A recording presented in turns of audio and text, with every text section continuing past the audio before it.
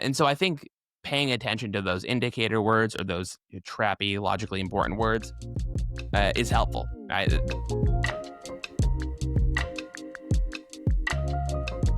everyone. Welcome to the 7 Sage LSAT podcast. I'm Henry. I'm Joined with. Bailey. And And yeah. And here we are, messing up another intro. That's all right. That's that's what we're okay. known for. We had a really funny bit about entomology and etymology, Yeah, but we wait, had I to really wanted to re-record. know how it was going to end. So Oh, all right. what's the difference between an entomologist and an etymologist? The etymologist knows the difference Good one. because entomologists are for bugs and etymologists are for the roots of words. I think I that's think so. Yeah, how that like study goes. of words. I don't know. I just looked up funny jokes and there we are. This joke bugs me, says our producer. Yeah, fair enough. Good That one. probably is a that's a good ad there. But you know what also bugs a lot of people when they get a high score on their blind review, but on their actual tests they perform poorly. Amazing segue. Yeah. Segue. Segue. I was going to say that's also a plug for us to talk about words, but anyways. Exactly. No, very good. Very good topic for today. I've been getting a lot of people asking questions about this. Like, what do I do when my blind review score is so much higher than my actual score and it just keeps consistently being like that? Like, what am I doing wrong? Yeah. What are they doing wrong, Henry? Well, the first step is that they just need to do better. Try a little harder. Right? It is clearly something wrong with them. But then Never helpful advice. Don't listen to the first thing that Henry says, but always listen to the second thing that Henry says. After you engage in the requisite amount of negative self-talk, I think one of the things or one of the reasons why people do, and this is maybe kind of intuitively obvious, that people perform better on their blind review is one, they've already seen the problem. Right? So they know a little bit about it before. It's not entirely fresh. And then, of course, they don't have the time pressure.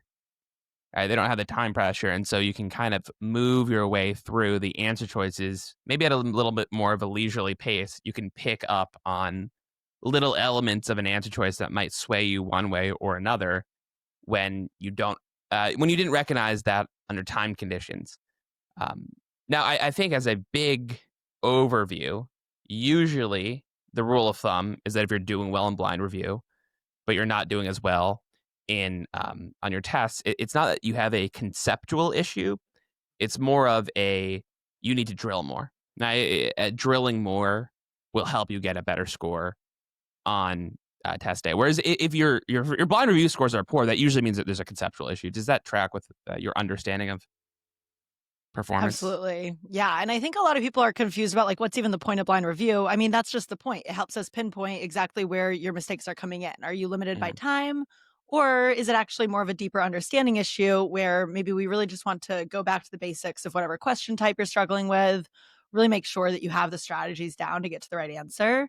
But yeah, and I think the main thing too is that, like, of course, maybe this feels kind of obvious, but maybe it's not. If you're getting a different score under blind review versus regular practice, you're doing something different during blind review. And probably you're like, well, of course I'm doing something different. I have all the time in the world during blind review. And it's like, but let's pinpoint exactly what those strategies are that you're able to get to in blind review. Like, what are the little things that you're able to pick up on based on those answer choices or from the stimulus or maybe even in the question step? Maybe you realize, oh no, I was answering slightly the wrong question. How do we make sure that we're able to transfer those over from blind review to time practice? I think one of the things that was really important for me when I was looking at blind review and in trying to get my actual score closer to my blind review scores was learning to pay attention to those logically important words ahead of time. Right? So anticipation. I say this all the time, but this is a really big one for me, which is that I would look at many and I didn't really think much of it. And by not thinking much of it, I would often get trapped into thinking that many had to mean like a very large number or most. And so I would always tell I noticed that this is a common thing where I'd be like, oh my God, I looked at this many, but I thought it meant most, but it actually means like 3. Right? Or it could actually mean 3. And so one of the things I would teach myself is like, hey, look, when I'm doing an actual test, think of that word many, right? Every time you see the word many, know what that means. Right? The same thing would be with indicators, right? If I see only Yep. if, right? When I see only if, I think I tell myself necessary, right? It's easy to do in our blind review because only if group two necessary condition, but you have to preempt that and say like, hey, look, when I'm encountering this under time conditions, I'm going to know that this is important. And so I think paying attention to those indicator words or those trappy, logically important words is helpful. Right? That is something that can help you get to that point quicker, where you're recognizing that this may be not a great answer choice, not their evaluation, but there are these words that'll signal to you. Does that make sense? Am I making sense there? Right. No, totally agree. And by the way, if you guys are confused about what those words mean, quick way to remember like some just means at least one. Could, by the way, be anywhere from 1 to 100% of the things. Many think of it as like one step up, but not necessarily most. Two or more, 2 to 100% of the things. Most, they're serious about most. Like they mean more than 50%, and they're not going to mess with that. Mhm. And then all, of course, is 100%, none is zero. And just getting those quantifiers down can be really, really helpful. Like that might be something that you're kind of overlooking right now. And then once you start picking up on those, once you see how that ever so slightly changes the meaning of maybe how you're interpreting it, you're going to also be able to just go a lot faster, see those patterns. And the same thing plays out for even just like little term shifts. Like maybe it's not individual words that we're telling you to look out for, but just how do you slow down to make sure that you can get that term shift between premise and conclusion when you're looking at a sufficient assumption or a flaw question or something? Like if you struggle with spotting the gap in real time in between the premise and the conclusion, like why am I not believing this conclusion based on those premises? What do you do practically in real time? You really have to slow down. And like what I'm doing is I'm pausing every couple words, translating in my own words, and only then am I allowing myself to move on. So it's just little things like that where it's like, you know what quantifier words to look out for, you know about those indicator words. And also in real time, you're still letting yourself make sense of what you're reading. Because if you're reading through a whole sentence and you're like, I don't know what I just read, but I gotta keep going, like time is ticking, that's where you're going wrong. That actually is going to slow you down a ton in those answer choices. Yeah. I think another thing too, speaking of like indicators, is understanding that sometimes looking at the entire answer choice is not really relevant to you eliminating a particular answer. So sometimes when we Yes. look at an answers, we can think of flipping sufficient versus necessary, and after you map it all out, you recognize, oh, this is flipping sufficient versus necessary, and you have that time when you are doing blind review. But when you're not doing blind review, sometimes I mean, it's not that you don't have the time, but it can take up an unnecessary amount of time. So you're doing a sufficient assumption question, premise A, conclusion B. You're anticipating we need an if A, then B style answer choice. And then an answer choice, regardless of how the conditional, the language is set up, it's starting off with like if B. Well, you just toss that Right. immediately, right? Because you know Yep. that's flipping sufficient necessary. You know, nothing that comes after that if B can make that answer choice right, and so you can skip it. But that requires pre-planning, right? It requires you saying like, "Hey, look, I if I have an idea of what this answer choice should say, and I know that B is going to be on a particular side of the conditional. The second I see that B is on the opposite side of the conditional, doesn't matter what the rest of it says. I'm not going to look at the rest of this answer choice, right? Keep on moving, get to an answer choice that you like. Um, I think that can be another helpful tool. I mean, that's a little bit maybe more of I don't know, dare I say advanced, but I don't know. I mean, what is that, right? It's just coming up with a plan ahead of time and knowing that this is probably what's going to be the case, right? Like this is you're probably going to see this on test instead of just like taking it. You're getting on the offensive, maybe. I don't know. Right. And that's what I'm talking about too with just spotting the gap. Like you could apply that to so many questions. And I think people are scared to do it or like they feel like they just can't quite see the right thing. They don't know what to look for in the right answer.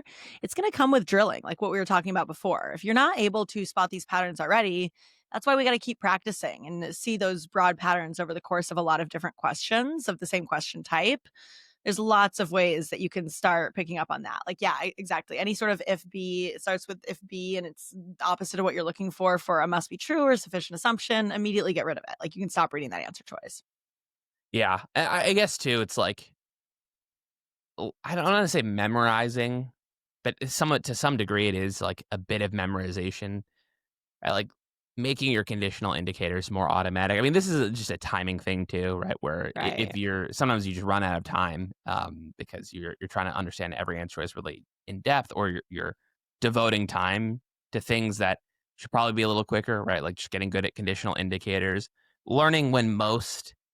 Going back to quantifiers, like learning when most you can make an inference with, which is pretty rare, right? Like double mosts Right. are basically, there's the only thing that I would really pay to is like a double most, right? Like, most humans have hair, and then you say most humans like apples. So there are some things that have hair that like apples, right? And so that's okay because you have most about the same group.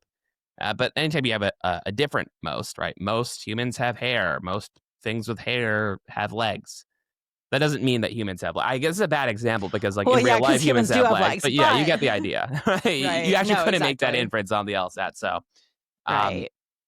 yeah, I think anticipating or understanding when certain quantifiers or conditionals can be used is also useful. Any other little tidbits besides drilling, paying attention, right? Or not paying attention, but like it, going in with the expectation. It's one thing to say, I'm going to Right. look closer. You should tell yourself, well, look closer for what, right? I'm going to pay attention to when I see the word many or some, and I'm going to know what that means.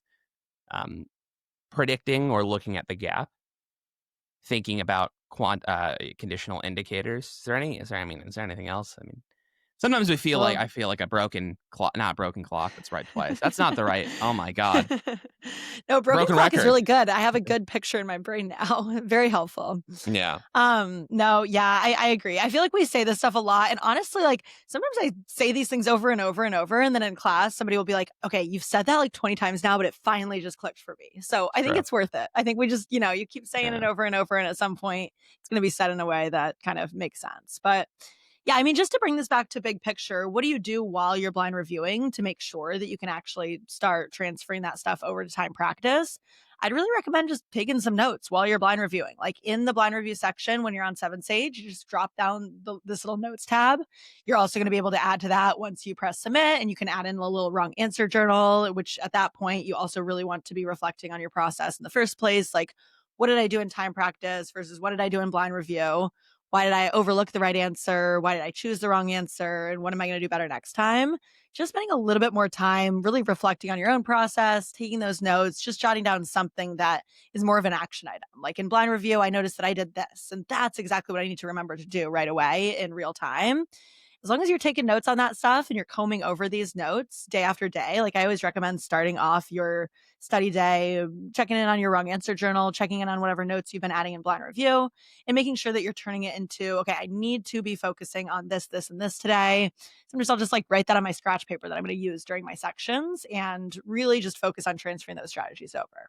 Because again, nice. if you're getting different scores in blind review versus time practice versus, once you see what the right answer is and you can really have that hindsight is 2020, you're just doing something different strategy wise. And we just got to one by one transfer those strategies over to your time practice. It's so possible. Used to feel like you didn't have time to do everything that you're doing in blind review. And I mean, you won't have time to like break down every single word with extra minutes, but you will have plenty of time to essentially make sense of what you're reading and make sure that you can lock in, predict, eliminate answer choices right away when you see those red flags. Yeah. Well, Bailey, it was short, but it was sweet, It was. and It it was was. packed with knowledge. And that's all the things they could say about this podcast. Right. So, great to have all of you have all of your ears, or eyes too, if you're watching on video. Like, Which we comment, subscribe. recommend. Like, comment, subscribe. We'll be doing some live streams soon, imminently, Yes. depending on when this comes out. Check out all of 7Sage's other services. Why don't you? This is the LSAT podcast, but there's an admissions podcast. Check that out too. And there's a bunch of, the services are countless at this point. The admission services are even better than the podcast. Not free, but a great value, I would Wait, what say. about courses? What about live classes, Henry? There's Are those courses too, live classes. Endless. Dream of what you want, and 7Sage probably has it. For sure. 7sage.com? It's great. All right. Well, thank you guys for That's it. listening. Yeah. Have a good rest of your day. Ciao. Bye.